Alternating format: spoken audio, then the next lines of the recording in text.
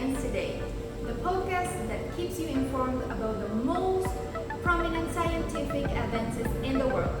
I'm your host, Dalma Garcia, and in today's episode, we will be discussing the article Pesticide Exposures for Residents Living Close to Agricultural Lands, a review.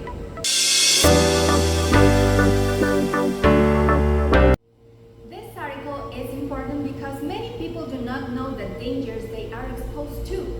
And after listening to this episode, you will have an overall panorama of the risks of pesticide exposure.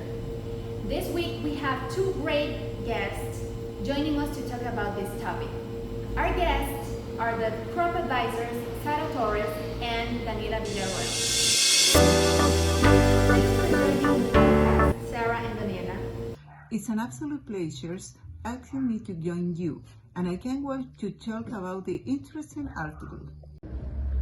Thank you so much for asking me to join this podcast. I look forward to discussing this very relevant topic. Well, my first question goes to Zara. Zara, what is your first reaction to this article?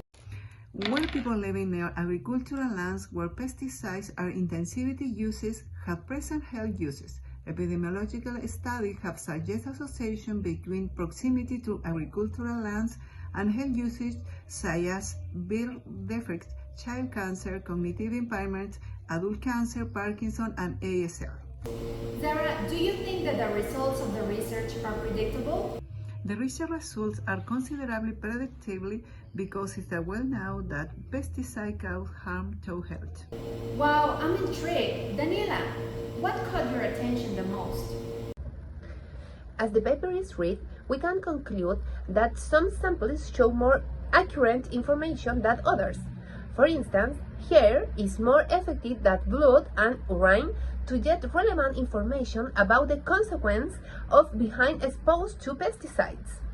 Therefore, classifying carefully the sample to study is an important part of research to obtain more precise information. Also, through reading this research, we can state that analyzing the overall background of the individual's object of the study is essential to set a base to start the investigation. Fascinating. Zara and Daniela, could you give us your last words about the research, please?